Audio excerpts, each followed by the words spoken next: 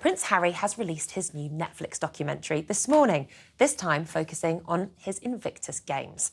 In the emotional 5-part series, the Duke of Sussex opens up about returning from an Afghanistan tour, which he says brought up the trauma of losing his mother when he was just 12. Losing my mum at such a young age, the trauma that I had, I was never really aware of. It was never discussed. I didn't really talk about it. And I suppressed it like most youngsters would have done. But then when it all came fizzing out, I was bouncing off the walls. I was like, what is going on here? I'm now feeling everything as opposed to being numb. The biggest struggle for me was the people, no one around me really could help. I didn't have that support structure, that network, or that expert advice to identify what was actually going on with me. Unfortunately, like most of us, the first time you really consider therapy is when you're lying on the floor in the fetal position, probably wishing that you dealt with some of this stuff previously. Well, the project, which has been more than 2 years in the making, follows Invictus competitors from around the world as they prepare for the tournament, which takes place in Dusseldorf next month. Well, joining us now is royal commentator and fellow talkTV presenter Afia Hagen. It's like the Talk reunion. We're normally all together on this very sofa. We need another 2 people. I know, no, we're fine. We'll just do it with 3. Exactly. So you watched the documentary first thing this morning. What can you tell us about it?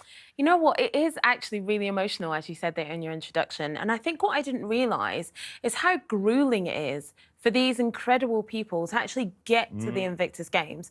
So this particular documentary talks about the journey to The Hague last year in 2022. That was put off twice because of the pandemic. And you follow these different characters. You've got Gabriel, who was a veteran who actually lost his arm in a motorcycle accident, actually not, you know, on the front line, even though he was a veteran himself. You've got Taria, who is in the Ukraine, who didn't actually make it to the Invictus Games because she was captured by Russian forces and they campaigned for her release. And, you know, you've got this Korean guy as well who lost both his hands when he was electrocuted. It's just these really incredible stories. And what they talk about is how important the power of sport is and how important the Invictus community is to their recovery, both physically and mentally. And what they go through to get to the Games is truly incredible. It really is. And when you look at the website, and I spent time going through the whole of the Invictus Games website, they talk about, as you rightly say, inspiring recovery through sport, e-sport and adventurous challenges. Yeah. One of the things that I noticed, and this is so true, when you're in the armed forces, you're very defined by what you do. We always say, who are you, what do you do? Well, I'm in the armed forces. When obviously you're no longer in there, you suddenly have a massive sense of loss because you have there's no way that you can describe yourself. And others there also in the trailer for this series talking about what is the point of living. And I think, for me, that's the most emotive thing, that actually through the Invictus Games, they've now found purpose. There's a reason to live. Absolutely, and found purpose and common ground with people who've been through what they've been through. Because you're absolutely right in saying is that when you're no longer in the army, doing something that's defined you for so long, what do you do? And then on top of that, you've got terrible injuries, you've got PTSD. So how do you redefine who you are? How do you reintegrate with your family and your community? Because when you come home from war, if you have survived, even with terrible injuries, for the first few weeks you're on a high because you're back home, because you're with your family. But when that dissipates, what's left? And, you know, every single day in the United States, 22 veterans take their own life. That is the effect that war has on people. So the Invictus Games has helped thousands of veterans find purpose again with sport, with teams, with confidence, with leadership positions. It's therapy, isn't it? It definitely and also, is. you mentioned PTSD there. They also get these terrible flashbacks. I saw that clip of the soldier who then thought that there were still explosions going off because it's so deeply entrenched in their psyche. Absolutely. And one of the words that one of them mentioned, which I completely understand, is I still have demons. Yes. Which haunt them to this very day. Yeah. And being part of Invictus helps them, number one, talk about it, because they're in a community of people that understand. And one of the things that Harry really wanted to do, along with the whole of the Invictus Committee and the Games, is be able to change the way that we talk about mental health. He called it mental wellness with veterans. But yeah, you had this veteran who, this Canadian guy, when he was just looking into a fire, had terrible flashbacks because, you know, he's thinking about explosions. And, you know, one guy who's an amazing cyclist, but that for the first few times he was on the road, he said it was just tunnel vision.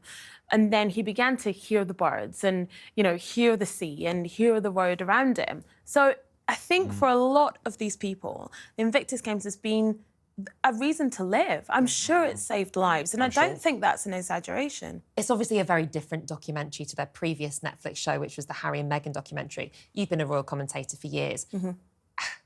We find, don't we, generally, that royal commentators, on the whole, can be quite critical and negative about Harry and Meghan. Have you found the reaction to this documentary to be far different to the previous one? So far, yes. And I think a lot of people are perhaps perturbed that they can't really find enough negative things. They can't find fault with it. To say about it, because to be honest, it's not really about Harry and Meghan. It's not really about Archwell Productions.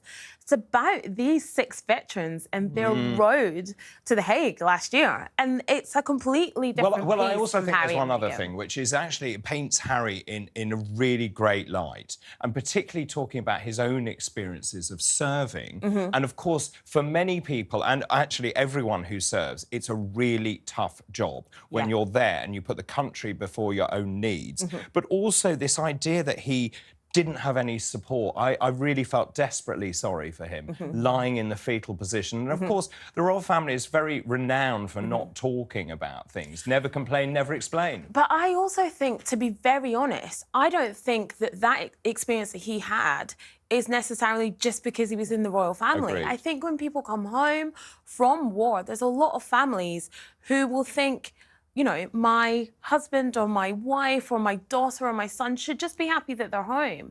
And our love should be enough to get them through. And I think lots of people have that same experience, that they don't have the network around them to be able to move on from being, you know, a serving officer to perhaps having a terrible injury, dealing with that injury, dealing with the loss of identity. It's a huge thing. And I think it's not just the royal family, any family would have a hard time dealing with that. Absolutely. And so I think when he spoke about that, some people might think, oh, it's another dig at the royal family. No, I think Harry's probably just explaining the reality of what happens when you're a veteran and you come home. Totally. Do you think that this is the direction that the Sussexes, the brand Sussex, is going to go into now, focusing far more on issue-based and some of the charitable work that both Harry and Meghan have done over the years? I really hope so. Yeah, I really hope so, because this is a brilliant piece. It's a great setup for Invictus 2023, which is happening in a couple of weeks in Dusseldorf. I think this is where Harry and Meghan and Archwell Productions can really excel. Spotlight issues, bring it to us in a brilliantly packaged, very well-produced way. More of this, please. Yeah, more of this, because it has substance and it actually matters and it makes a difference. I want to hear more of that, less of the whinging that well, I would argue, and from my opinion, I thought that the previous documentary had a lot of substance to it and there were really important issues. It was fantastic, because it's so what you like about Harry and Meghan. The documentaries that they make with Netflix are so expertly made. They're incredibly emotive. They're beautifully done, whether or not you agree with certain parts of the content. I think they really do connect with people. They connect with a younger audience, and more importantly for them, it connects with an American audience and a more global audience. Absolutely. And that's what they need to continue to do. And you're absolutely right, Nicola, is that you may not agree with what's being said, but it's being delivered to us in a highly polished way. Indeed. So just to answer this question, why then did Archetypes go so badly on Spotify? Why was that cancelled? It didn't go badly. The thing is, Well, it got cancelled. I think with Archetypes, right, it didn't actually go so badly. Millions of people listened to it. It did very well in the charts. But I actually think that there was a massive difference of opinion between Archwell Productions and between Spotify. I don't think Archetypes is over by any stretch of the imagination. I think it will come back either on Meghan's blog, The Tig, or on another platform. I think it just did its run at Spotify.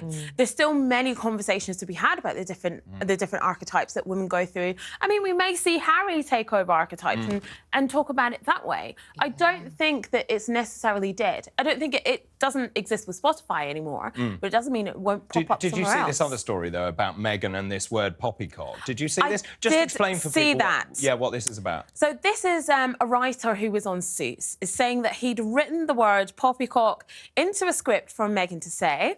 It was something that someone in his family said, so he told them, look... Meaning nonsense. Exactly. Yes. I'm going to write this into the script. Meghan's going to say it. I don't know why he talks like that, but in my head he does. So he'd written it into the script, and apparently Buckingham Palace managed to get hold of the script, we don't know how, and said, no, Meghan will not be saying that word because people were afraid that it would be cut, and the latter part of the word, which can be quite rude, would be across social media, so you have that word in Meghan Markle's let me tell you, yeah. But the thing I thought was very interesting about this story is that the word that they got her to say has a very prominent swear word in it, but they were happy, which I won't say. Okay. No. BS, and we know that word expands. Okay. Yes. But they got her to say that instead. Well, of course, Buckingham Palace denies this. They said they didn't change the script. It's just a really, just an interesting... It's a very British story. Very British. Yeah. Poppycock. I can't imagine a writer writing the word poppycock. No, I don't either. An American But he said he did. Yeah, he said he did. And he said the family use it. Is there precedent for that, for the royal family kind of controlling what the partners of princes do in their private lives? Yes and no. I mean, you know, we did have pictures of Kate topless on the beach, and that was definitely shot down and poo-pooed, and that was because the royal family said because of Kate's privacy. But was it because of Kate's well, yes. Yeah. But was it because of Kate's privacy, or was it because they just didn't want pictures of Kate's boobs out there? I think it's 6.5 a dozen, isn't it? Really? Well, quite. And also, finally, if we may, just talk about Prince Andrew, because we saw that picture, didn't we, of him in the car with Prince William, obviously driving the car. Kate was in the back of the car. The King has made it very clear. I think it's now common knowledge that he overruled William and wanted him there with the family. But the King insists, he will not return to royal duties or have royal patronages. This is what he keeps saying, but we are seeing Prince Andrew somewhat being brought back into the royal fold. Now, Prince William was very insistent that he didn't want to be pictured with Prince Andrew, except at very exceptional occasions, like perhaps Christmas at Sandringham. But we see him here, gripping the steering wheel, driving up to Balmoral. Is Prince Andrew back in the fold? Let's be real honest, guys. He was never out of the fold. Yeah. He was always in the family, right? They've never cast him out. Well, he's a member of the family. He's a member of the family, whether they like it or not. But I do think you can't choose your relatives. You really can. But I think the optics of the future king and queen being seen with Prince Andrew are less than good. Not good. Not good at all. Not good at all. Interesting. I wonder if the public has a very short memory, though. The thing is, the public have a very short memory when it comes to certain members of the royal family. So Prince Andrew, there does seem to be some short-term memory loss going on. Prince Harry and Meghan Markle, there's some very long-term memory gains happening. And I just think it's bizarre to me, to say the least, how, you know, it feels like Prince Andrew is sort of like, oh, let's just ingratiate him back into the fold, pat him on the head, and he's fine. But Prince Harry and Meghan Markle, who just exist as two people, it's like they're every day burning down Buckingham Palace. Huge double standard there. Huge. I feel always a pleasure